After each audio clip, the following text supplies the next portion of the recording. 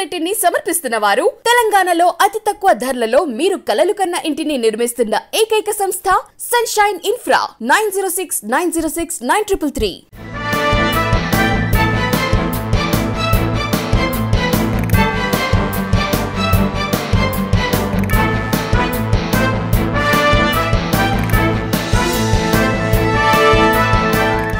Welcome to V3 news లక్ష్యం సమాజహితం. నేను Jhansi.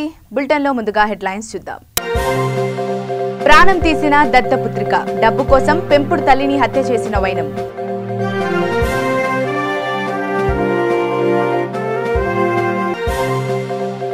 Ramannapeta court ప్రాంగణంలో లోక్ అదాలత్, అనేక కేసుల పరిష్కారం.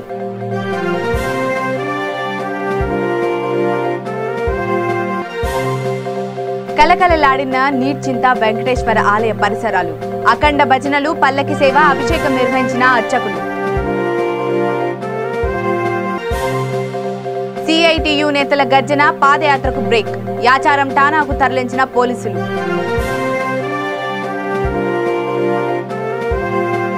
ఇక వివరాల్లోకి వెళ్తే, అనాథ కదా అని ఆలోచించింది. పోనీలే పాపం అనుకొని దత్తకు తీసుకుంది.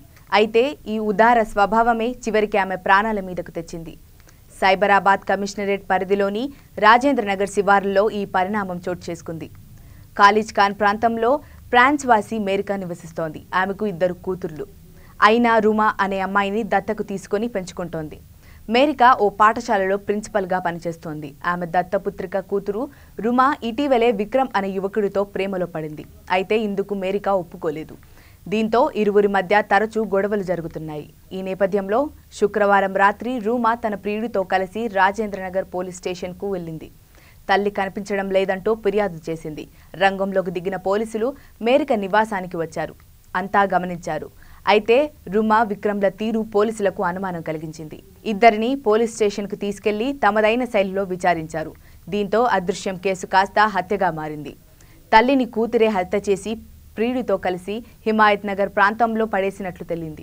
మేరిక మృతదేహాన్ని స్వాధీనం చేసుకుని పోస్టుమార్టం కోసం ఉస్మానియా ఆసుపత్రికి తరలించారు. మేరిక వద్ద ఉన్న ఆస్తిని కాజేసేందుకే నిందితురాలు తెగించిందని పోలీసులు తెలిపారు. రాజేంద్రనగర్ పోలీస్ స్టేషన్ లిమిట్స్లో నమోదైన మర్డర్ కేసుకు సంబంధించి ఆ అక్యూజ్ని ఈరోజు అరెస్ట్ చేయడం జరిగింది. ఇందులో 302, 201, 379 కింద 1821/2021 కేసు రిజిస్టర్ చేసినాం రాజేంద్రనగర్ పోలీస్ లిమిట్స్లో. ఇందులో చనిపోయిన వారి పేరు Mrs Mary Christine, age 68 years. ఈవిడ మారికా స్కూల్ అనే స్కూల్కి వ్యవస్థాపకురాలు. దర్గా ఖలీజ్ ఖాన్ గండిపేట్ మండలంలో వీళ్ళ స్కూల్ ఎస్టాబ్లిష్ చేశారు. అదేవిధంగా వీరిని ఎవరైతే మర్డర్ చేశారో వాళ్ళ అక్యూజ్ డీటెయిల్స్ A1 రోమా, ఈమె daughter of Mary Christine, age 24 years, నివాసము లక్ష్మీ నివాస్ అపార్ట్మెంట్ కొండాపూర్లో ఉంటున్నారు. అదేవిధంగా A2 Vikram Sriramula, son of Venkat శ్రీరాముల, ఇతను కూడా లక్ష్మీ నివాస్ అపార్ట్మెంట్లో ఉంటున్నాడు.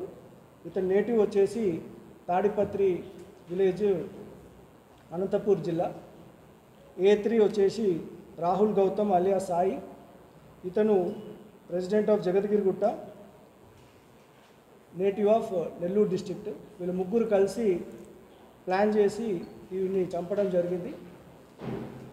మనకు 9వ తారీఖు మొన్న రాత్రి 10:45 ఇట్లా మేరీ క్రిస్టిన్ గారు కనబడట్లేదని వాళ్ళ అల్లుడు అయిన ప్రశాంత్ కంప్లైంట్ ఇవ్వడం జరిగింది. దానిపైన మనము 9వ తారీఖు ఉదయం 8 గంటల నుంచి ఆవిడ కనబడట్లేదని అతను ఇచ్చిన కంప్లైంట్ మీద ఉమెన్ మిస్సింగ్ ఎఫ్ఐఆర్ కట్టడం జరిగింది. తర్వాత మన ఇన్వెస్టిగేషన్లో ఆవిడ్ని యాదాద్రి భువనగిరి జిల్లా Ramannapeta judicial first class magistrate court ప్రాంగణంలో లోక్ అదాలత్ నిర్వహించారు. ఇందులో భాగంగా మెజిస్ట్రేట్ కదిలింది. తులసి దుర్గారాణి సమక్షంలో అనేక కేసులను పరిష్కరించారు. ఈ సందర్భంగా మెజిస్ట్రేట్ మాట్లాడుతూ రాజీ మార్గమే రాజమార్గమని అన్నారు. కార్యక్రమంలో ACP Udaya Reddy, Choutuppal CI Srinivas, Ramannapet CI Motiram, Ramannapet SI Venkataiah, court సిబ్బంది తదితరులు పాల్గొన్నారు.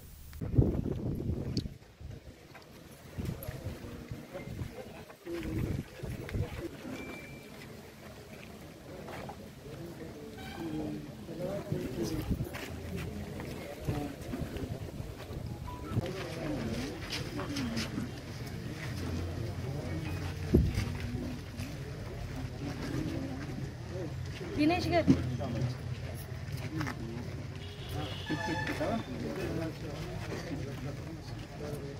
వెంకటరెడ్డి గారు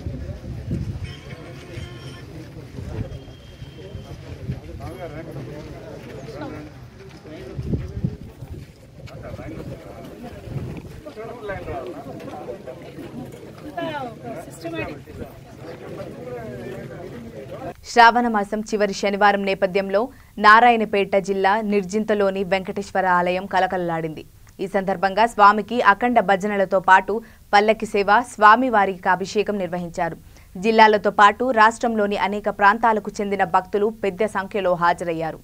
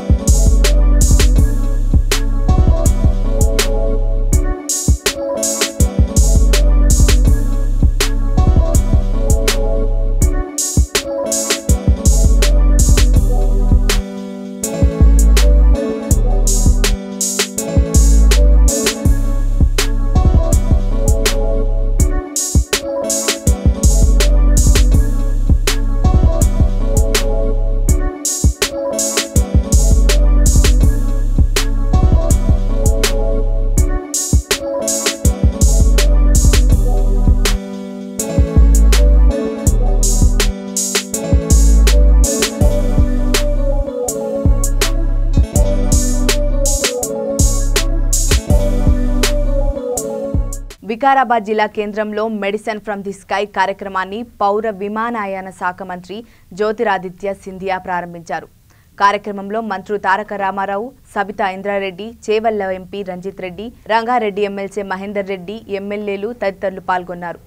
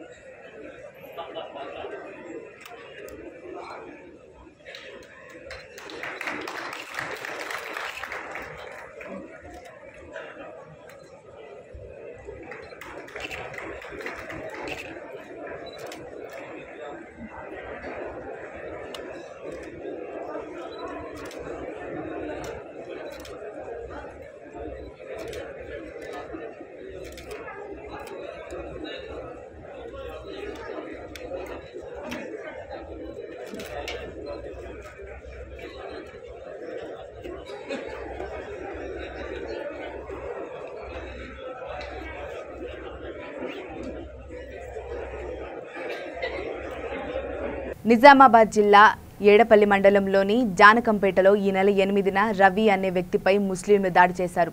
ఇందుకు సంబంధించిన వీడియో సామాజిక మాధ్యమాల్లో వైరల్ అయ్యింది. ఈ నేపథ్యంలో బాధితుడికి బీజేవైఎం రాష్ట్ర కార్యదర్శి ప్రసాద్ పటేల్ అండగా నిలిచారు. బాధితుడితో కలిసి ఠానాకు వెళ్లి పోలీసులకు ఫిర్యాదు చేశారు. ఈ సందర్భంగా ఆయన మాట్లాడుతూ హిందువులపై దాడికి పాల్పడితే ఊరుకునేది లేదంటూ గట్టిగా హెచ్చరించారు. ఇలాంటి ఘటనలు ఎక్కడ జరిగినా హిందూ సమాజం స్పందించాలని కోరారు. 8వ తారీఖు పొద్దున 11 గంటలకు కొందరు ముస్లింలు నాపై దాడి చేయడం జరిగింది. తర్వాత ఈరోజు 12:30 11 డేట్కు ఇక్కడికి వచ్చి పిటిషన్ ఇవ్వడం జరిగింది. మళ్ళీ తర్వాత వాళ్ళ ఏ ప్రాబ్లం ఉండదు అని చెప్పేసి పిటిషన్ ఇవ్వడం జరిగింది ఇక్కడ ఎడపల్లి పోలీస్ స్టేషన్లో. మొన్న 8వ తారీఖు రోజు త్రిబుల్ జాబ్ చేస్తాడు సోదరుడు రవి అని. ఉదయం పూట అలా కొలికైనటువంటి ఒక అన్న మతస్థులకు సంబంధించిన ఒక ముస్లిం అమ్మాయిని జాబ్ రీత్యా గవర్నమెంట్ హాస్పిటల్ వెళ్తుంటే ఫాలో అయ్యి మార్గ మధ్యంలో జాన్కంపేట దర్గా దగ్గర ఆపి ఒక మనిషిని కొట్టకుండా గోదాను కొట్టినట్టు కొట్టి నీది ఏ క్యాస్ట్ రా అంటే నాది ఎస్టీ సార్, నాకేం సంబంధం లేదని చెప్పి నా వినకుంటా విపరీతంగా దాడి చేసిరు ఇతని మీద. ఇదేమన్నా ఆఫ్ఘనిస్తాన్ తాలిబాన్ వ్యవస్థ అనుకుంటున్నారు బిడ్డలారా. ఇదే ఇతన్ని తీసుకెళ్లి సారంగపూర్ మాలాపల్లి లోపలికి తీసుకెళ్లి కత్తులతో బెదిరించి ఇది ఎక్కడైనా బయటకు చెప్తే నేను చంపేస్తామంటే 2 రోజుల నుంచి ఇంట్లో బిక్కుమని ఏడ్చుకుంటున్నాడు. భయపడ్డాడు పోలీస్ స్టేషన్ రావడానికి.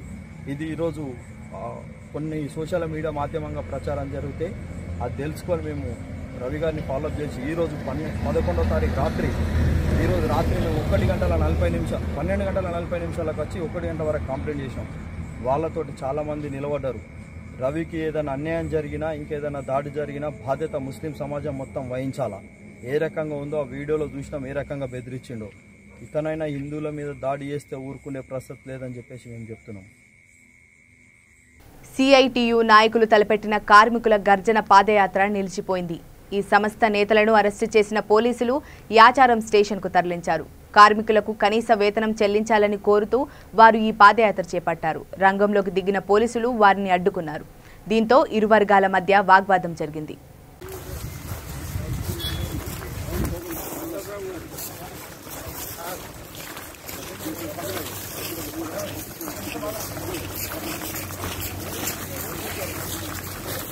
నా బ్యాక్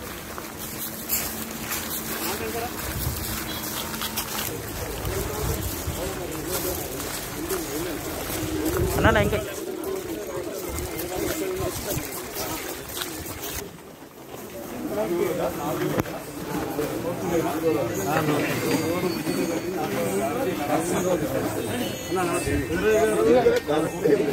మీరు కూడా వచ్చిందా? మమ్మల్ని వరకు తీసుకురావట్లేదు. అక్కడ అందుబాటులో ఏదైనా వాళ్ళు టాటా కంపెనీ ఉంటే అనేక రకాల చట్టాలు మళ్ళీ నడుస్తుంది. ఈరోజు సంవత్సరం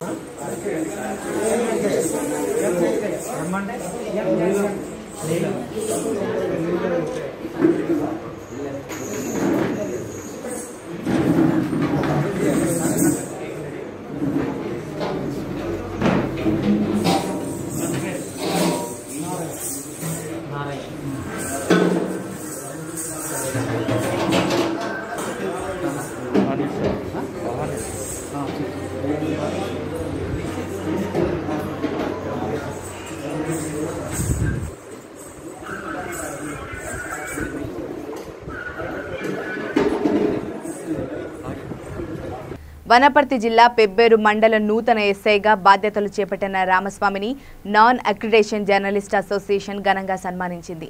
ఈ సందర్భంగా ఎస్ఐ రామస్వామి మాట్లాడుతూ సమాజంలో జర్నలిస్టుల పాత్ర కీలకమైందన్నారు. కార్యక్రమంలో అసోసియేషన్ సభ్యులు చిరంజీవి, స్వామి, బుచ్చన్న, కృష్ణ, ఈశ్వర్ తదితరులు పాల్గొన్నారు.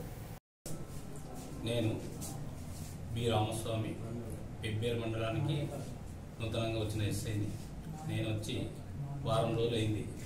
నేను వచ్చినాక పెబ్బేరు మండలం గమనించింది ఏంటంటే, ముఖ్యంగా మన పెబ్బేరు పట్టణంలో ట్రాఫిక్ సమస్య కానీ ఇంకా సంత సమస్య కానీ ఇవన్నీ ఉన్నాయి కనుక దీనికి మా పోలీస్ డిపార్ట్మెంట్ తరఫున ప్రజలకు అందరికీ అవేర్నెస్ కలిగిస్తూ ట్రాఫిక్ సమస్య లేకుండా, అట్లాగే దొంగతనం జరగకుండా సీసీ కెమెరాలు పెట్టించడం కానీ, ఆ ఏరియాలలో కానీ సంతలలో కానీ మా బీట్ ఆఫీసర్లను కానీ మా బ్లూ కోల్స్ ఆఫీసర్ కానీ ఎప్పటికప్పుడు గస్తీ తిరుగుతూ నేరాలు జరగకుండా చూసే బాధ్యతగా నేను తీసుకుంటున్నాను. అదేవిధంగా నేను వచ్చిన వెంటనే వినాయక చవితి రావడం జరిగింది.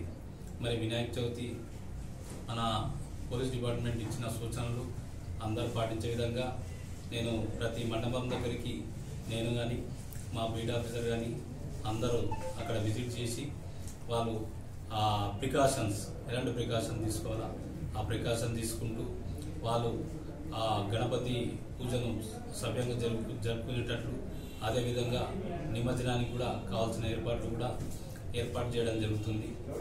వాళ్ళు ఎక్కడ ఎన్ని రోజులు పెడతారు, ఎక్కడికి వెళ్తారు నిమజ్జనానికి, ఇవన్నీ కనుక్కొని వాళ్ళకు ఫెసిలిటీ ఉండేటట్టు నేను చూస్తున్నాను. ఇక ఇక్కడ నేను పెబ్బేరు మండలకు తెలియజేయడం చట్టపరంగా న్యాయపరంగా వాళ్ళకు నేను న్యాయం చేస్తానని నేను తెలియజేస్తాను. నమస్కారం. ఇప్పుడు ఈ కరోనా సెకండ్ వేవ్ అయిపోయింది, మళ్ళీ థర్డ్ వేవ్ ముంచుకొచ్చే అవకాశం ఉంది. ప్రతి ఒక్కరు కూడా ఇంకా మనకు గైడ్లైన్స్ మళ్ళీ వచ్చిన తర్వాత ఆఫీసర్ నుంచి ఒక ఇన్స్ట్రక్షన్ వచ్చిన తర్వాత గతంలో ఏ విధంగా అయితే మనం మాస్క్ ధరించడం కానీ లేదంటే సోషల్ డిస్టెన్స్ పాటించడం కానీ ఇవన్నీ ఎట్లా పాటించడం మళ్ళీ అది కూడా అందరూ పాటించడానికి నేను కృషి చేస్తాను. ముందు నుంచే మీరు ప్రతి ఒక్కరు కూడా ఎక్కడైనా సరే గుంపు ఉండకుండా మాస్క్ ధరించి సోషల్ డిస్టెన్స్ పాటిస్తూ ఉండాలని నేను కోరుకుంటున్నాను. అదేవిధంగా శాంతి భద్రతల విషయంలో ఎలాంటి రాజీ లేదు. శాంతి భద్రతలు కాపాడడానికి ఎల్లవేళలా మేము కృషి చేస్తాము. ఆ చట్టపరంగా న్యాయపరంగా ఏ విధమైన చర్యలు ఉంటాయో ఆ చర్యలు కంపల్సరీ మేము తీసుకుంటాము. ఈ నేరాలను అదుపు చేయడానికి ఇప్పుడు గతంలో నేను రాకుంటే ముందు ఎలాంటి నేరాలు ఎక్కువ జరిగేవి అవన్నీ నేను ఇప్పుడు చూస్తున్నాను. అలాంటి నేరాలను తగ్గించడానికి నా శాయశక్తిలా కృషి చేస్తాను. అలాగే రోడ్ యాక్సిడెంట్లు కానీ ఈ దొంగతనాలు కానీ ఇవి నేను గమనించింది ఏంటంటే ఇవి కొద్దిగా ఎక్కువ ఉన్నాయి. వాటికి తగ్గించడానికి నేను ప్రజల నుంచి అంతా అవేర్నెస్ కలిగిస్తూ సీసీ కెమెరాలు పెట్టి కార్మికుల సమస్యల పరిష్కారం దిశగా సింగరేణి సంస్థ ముందుకు సాగుతోంది.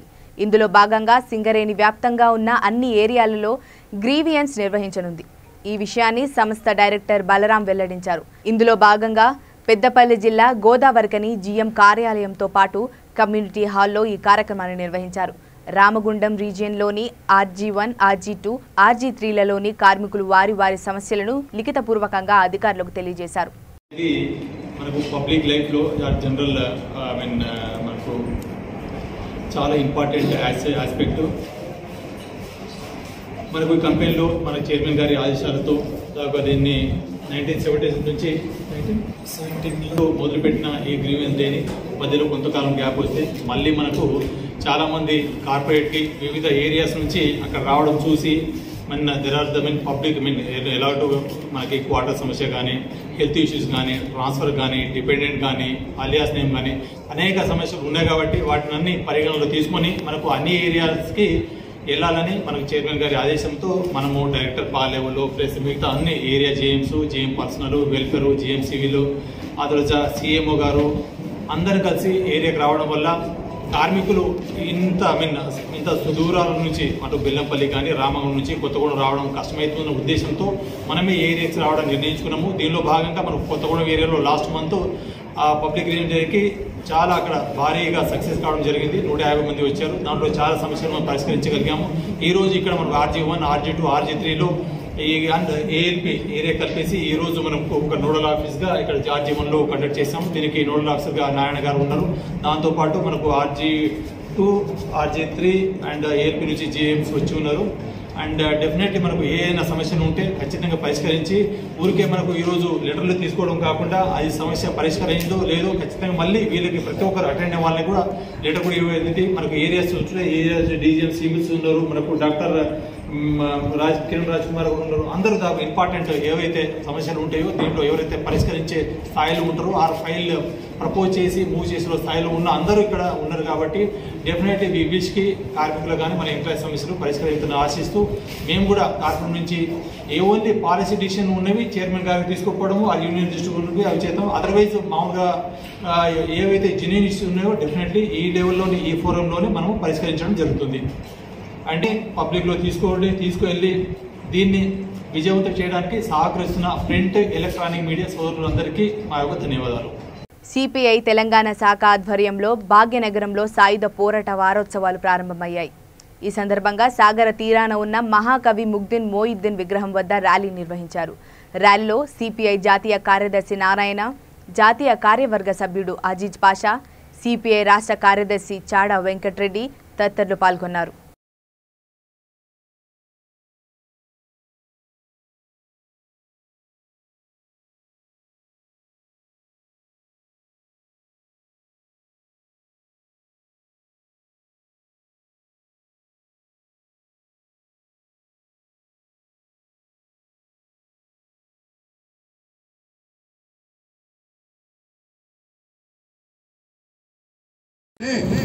ఇవాళ తప్పుతో పట్టించడం చూస్తా ఉన్నారు. ఒక మతోన్మాద బీజేపీ పార్టీ హిందువుల ముస్లిం తగాదాగా చూస్తున్నది, ఒక కుట్ర పన్నుతున్నది. మీ కుట్రలు జాగవు.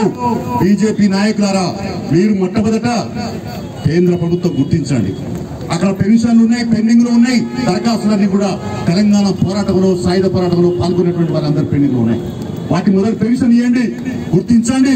లేకపోతే మాత్రం మీకు ఇక్కడ అడుగు పెట్టి మీరు సాయుధ పోరాటం గురించి లేదా ఆనాటి త్యాగాల గురించి మాట్లాడేటువంటి హక్కు ఏమాత్రం లేదు.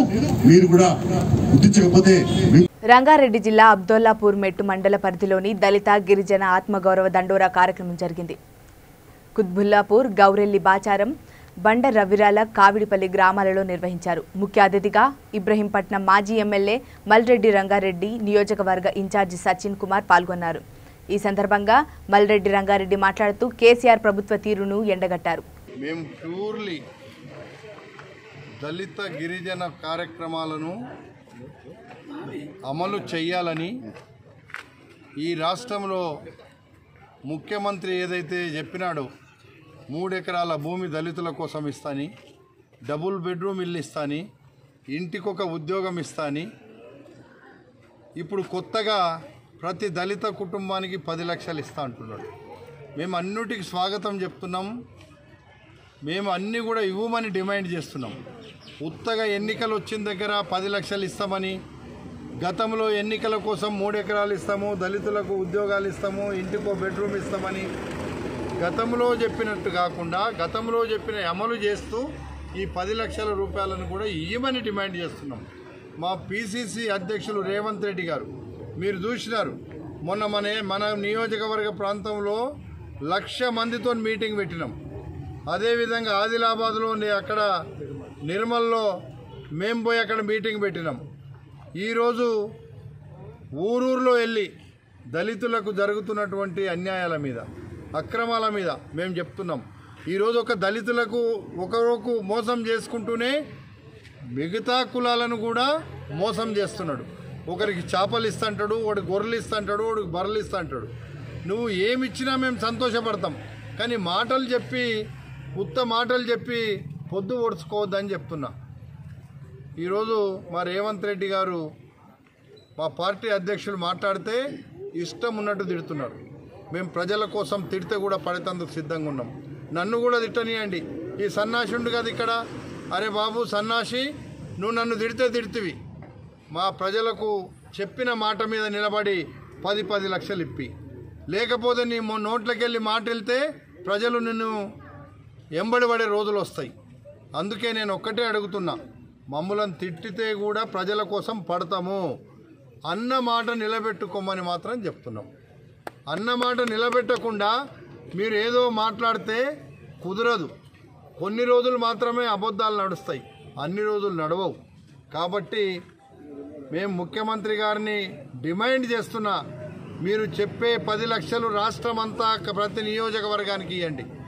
లేదంటే ఇవ్వలేకపోతే ఇక్కడ ఉండేటువంటి ఎమ్మెల్యే అనిపించుకుంటాడన్నా నువ్వు తెచ్చి మా వాళ్ళకన్నా ఇవ్వు, లేకపోతే నువ్వు రాజీనామా చెయ్యి. రాజీనామా చేస్తే నీకు తప్పకుండా మెడలు వంచి మా వాళ్ళకి ఇచ్చినవాడు అవుతావు. ఎందుకంటే నువ్వు అడగలేకపోతావు. నీకు ఒకటి మిగిలింది ఇప్పుడు, రాజీనామా చేసుడే. రాజీనామా చేస్తేనే డబ్బులు వస్తాయి, లేకపోతే నువ్వు ముఖ్యమంత్రిని అడగాలంటే నీ లాగు నానిపోతుంది, కానీ నువ్వు అడగలేవు. ఎర్రగడ్డలోని సుల్తాన్ నగర్లో మానవ హక్కుల రక్షణ స్వచ్ఛంద సంస్థలో తాజాగా కొంతమంది సభ్యత్వం తీసుకున్నారు. వారికి నయీం రెహమాన్, షౌకత్ మీజా తదితరులు గుర్తింపు కార్డులను అందజేశారు.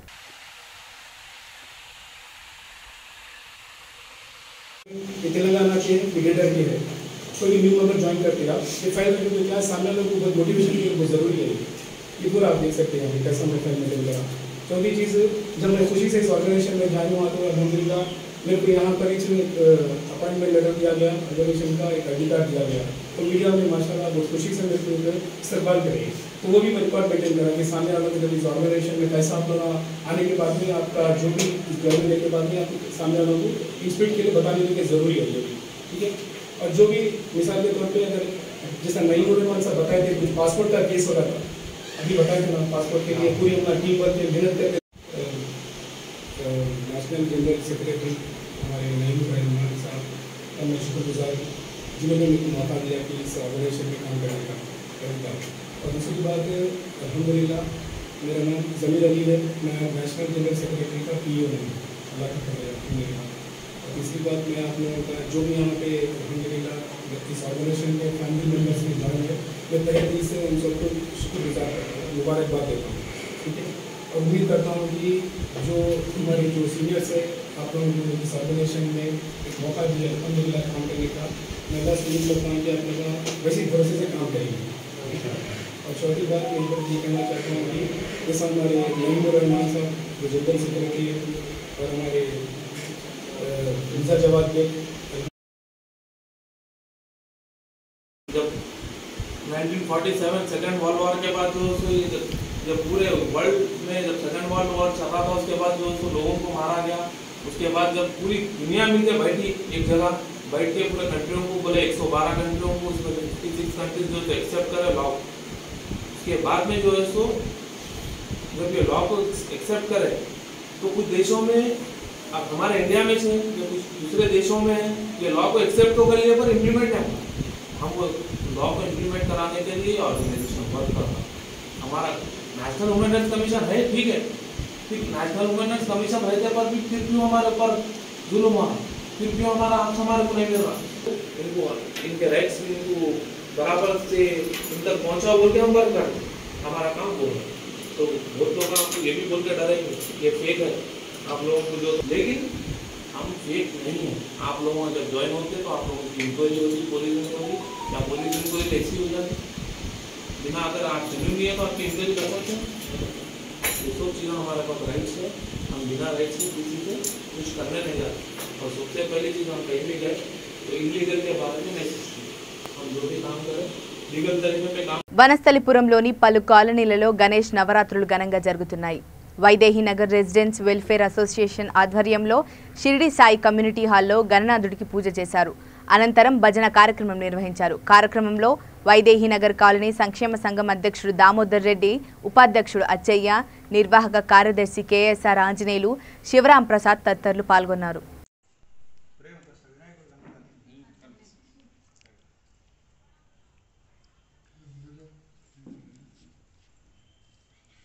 जय बोलो गणेश महाराज के जय। मल्टी जय बोलो गणेश महाराज के जय। बोलो गजानंद भगवान की जय। बोलो पार्वती परमेश्वर तनय की जय। నా పేరు దామోదర్ రెడ్డి, వైదేహి నగర్ కాలనీ సంక్షేమ సంఘం అధ్యక్షులుగా బాధ్యత నిర్వహిస్తున్నాను. మా కాలనీ ఆవిర్భవించినప్పటి నుండి 1985 నుండి ఇప్పటి వరకు కూడా నిర్విఘ్నంగా స్వామివారిని కొలుస్తున్నాము. స్వామివారు కూడా మాకు ఎలాంటి ఆపదలు లేకుండా మమ్మల్ని అందరినీ కాపాడుతూ ఉన్నాడు.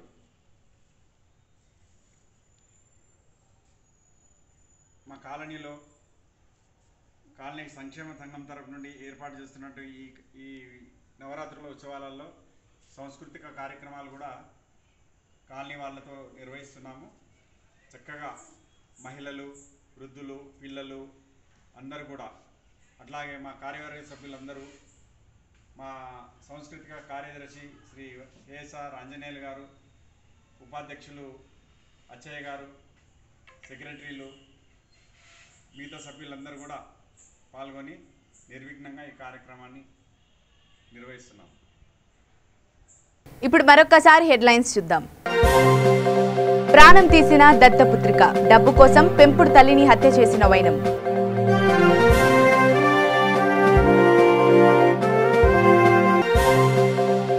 రామన్నపేట కోర్టు ప్రాంగణంలో లోక్ అదాలత్, అనేక కేసుల పరిష్కారం.